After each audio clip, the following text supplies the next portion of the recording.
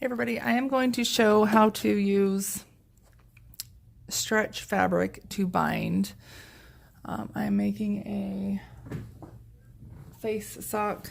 This is the one I'm mimicking. I'm actually have made a pattern to copy it, and this is what I'm binding, which is the front face opening. The lighting's not great in here, but you can see it is on the front side and then it folds over to the back side. And mine, where'd it go? There it is. Here's mine. And I've got most of it sewn together on the head side, but I'm going to bind this front opening and then I'll be able to sew the whole mask together. We're gonna have to trim these.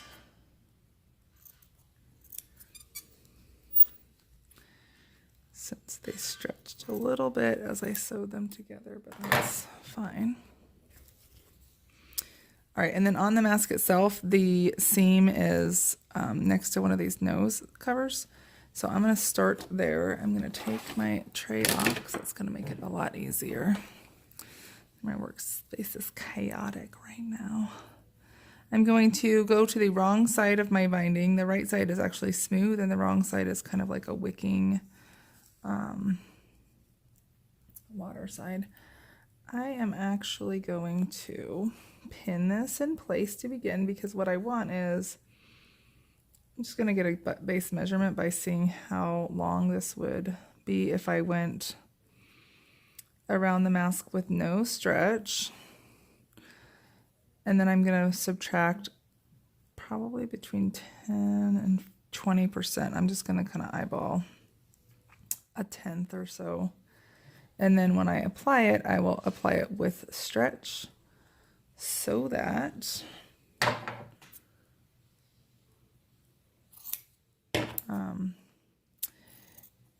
it isn't looser after I've stitched it. Because once you stitch stretchy things, oftentimes they kind of tend to remain sort of bulged out and stretchy. Here's an example.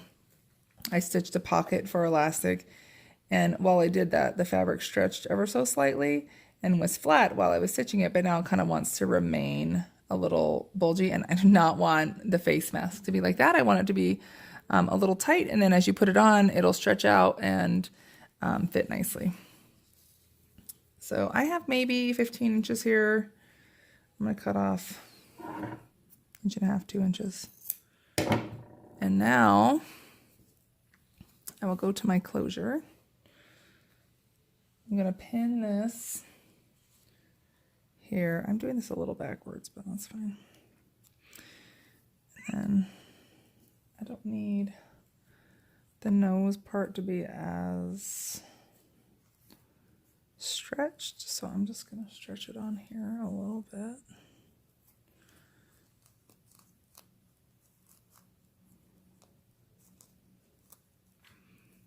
And then I'll kind of pull my mask together and naturally find that halfway point. I'm gonna pin this, and I'm gonna pin it quite a few times because I've cut off that little bit of extra.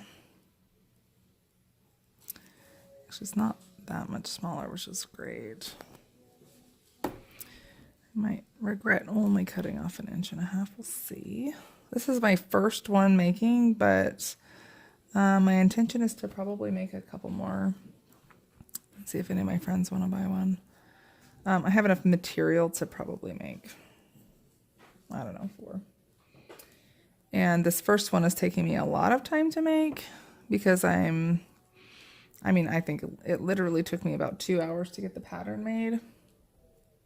And I guess that's for another video. But like, here's an example of one of my pattern pieces. That's the 3-dimensional nose and mouth. And then here was the face. And then, you know, it all just stitches together. And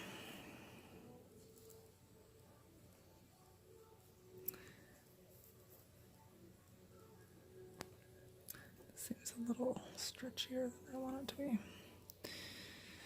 So once I got started sewing on it yesterday, I think I probably have spent about an hour working on this.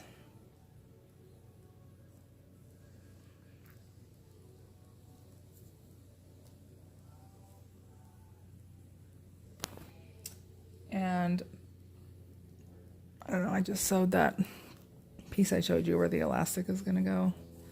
And that maybe took me 5 minutes or whatever. So now I'm here. All right, I got my pins in. I'm going to start at the beginning of my project, and I am going to use a narrow zigzag. And I bring my needle all the, oh, that's not what I want. Let's go back, I don't know, clear. All right, we're gonna go back to that width. I'm gonna bring my needle to the right side because I am going to, well, actually I'm still gonna keep some seam allowance. All right, and then as I stitch, I want to keep that smooth, but I'm not gonna stretch it. I'm gonna get off that just a little bit. Back stitch. At one point last night, I messed up on the nose piece, and I didn't leave a big enough opening for the tube that I inserted in there. And I had to seam rip that, and the stitch I'm using to put the whole thing together, has like back stitches built into it, and so I literally had to rip out every stitch. A lot of times when you seam rip, every 5 stitches, or sometimes if it's, depending on the material or the type of stitch, you can just almost pull it out once you get to a certain point. That was pretty frustrating. So this is going nice and smooth. This machine has worked so well on this stretch fabric so far. I'm really impressed with it. A lot of times, stretch fabric can be really tricky to work with, depending on the machine, but I have had 0 problems.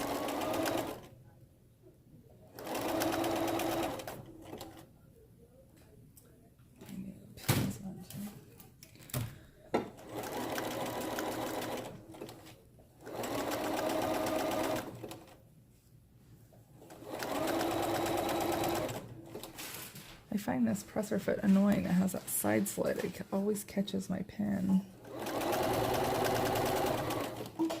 It's an incentive not to stitch over your pin.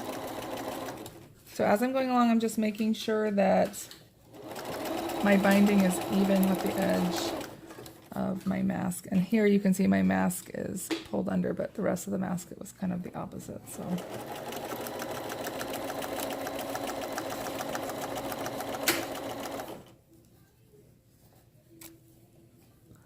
I wish I had my stylus. Stylus is like a really nice pointy tool. I have a leather needle, which works like the stylus. I'll hold it over. All right, I made it all the way around. All right, back stitch again. I will pull it out. I kind of want to trim all my threads, but the other ones got worked into there. That's fine.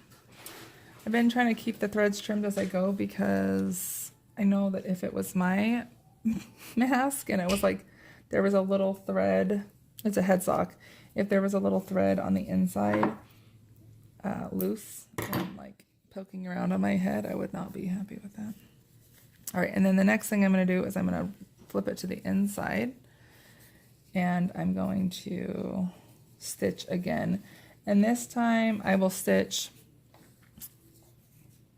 that's where my pointy thing is, I'll stitch right here, and basically I'll be stitching here. And I'm probably going to use my overlock stitch that I've been using, which is that one that I said was kind of annoying to seam rip. But let's just see kind of what it looks like real quick.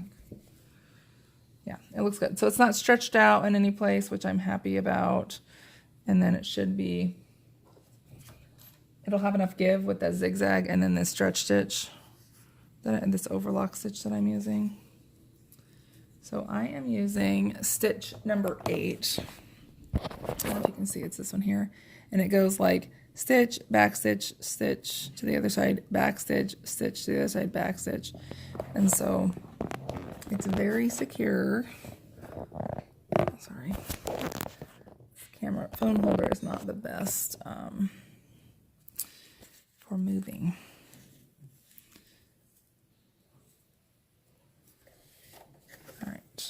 start a little bit forward, so I can't hold on to those edges.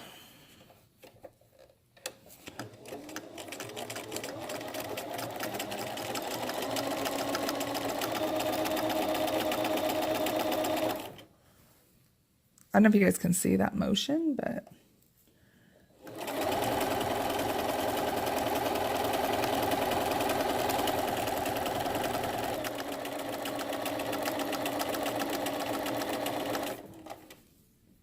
this might be an opportunity also that you could do stitching in the ditch with a straight stretch stitch.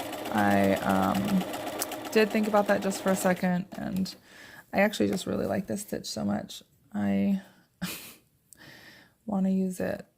This is my first time using this stitch ever too, but it seems really secure and will handle all amounts of stretching and then not become loose. And like I said, I usually have trouble working with stretch materials, but this has been really nice to work with, and I don't think the material is anything special. I think it's the machine.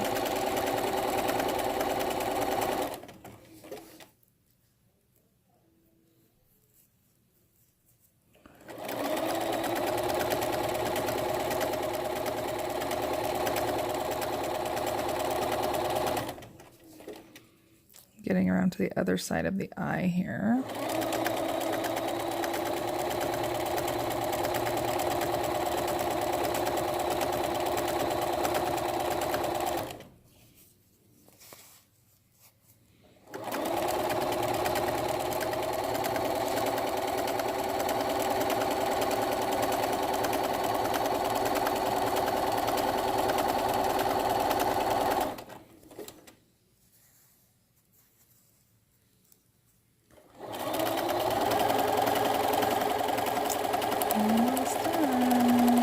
You can see that's a really nice stitch.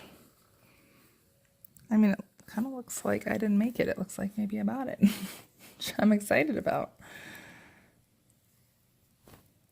Put a little pin in here.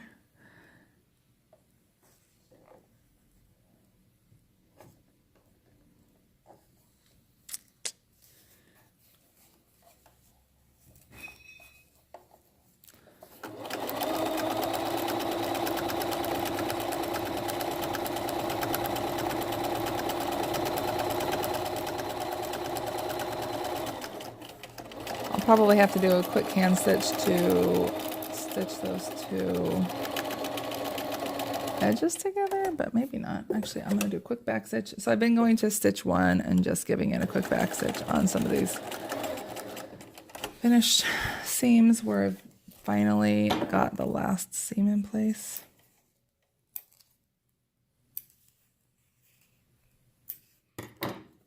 Awesome. So there's the inside. Looks like I have a little extra right here. If that were to bother my son, I might take it out, but I don't think that's going to bother him.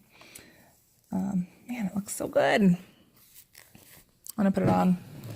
Put it on for you guys. I just lost my video, but I'm going to put it on. Actually, let me compare the two. So here is, this is mine. It's a Climb head sock. So, fitted. Get my nose in there. Goes over my nose. It's actually got a ton of space in here. And one thing I kind of like is that, you know, especially if my nose starts running or whatever, I can kind of get in there, and if we've stopped, I can adjust that, or, I don't know, pop a piece of gum in or a cough drop or something like that. And then here is mine. This is just part of it.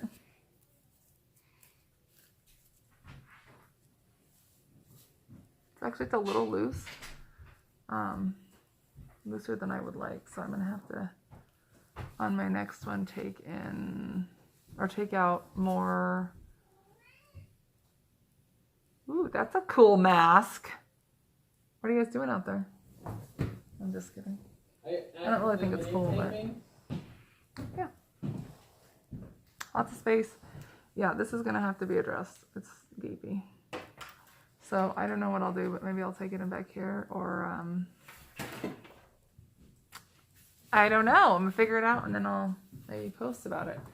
And then the next thing I have to do is add the neck and then the little like skirt here that tucks under your jackets. Anyway, I hope you guys learned something today, and thanks for watching. And maybe don't make the same mistake I made and take out a little bit extra of your stretch binding if you're going to be binding something. This works for like swimsuits, fleece, leggings, something like this, just stretchy material in general, but fleece would work awesome with the stretchy binding.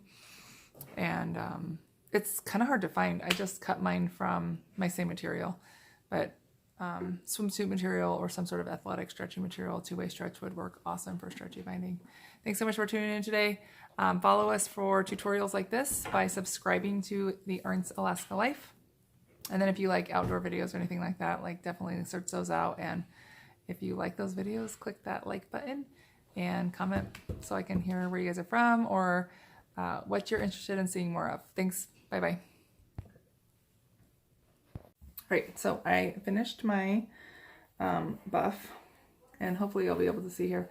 I took in right here, I made a dart on the corner of the lower part of the eye, and then I took a dart in on this side because of the bagginess. So, oh, hi Katie, come on in.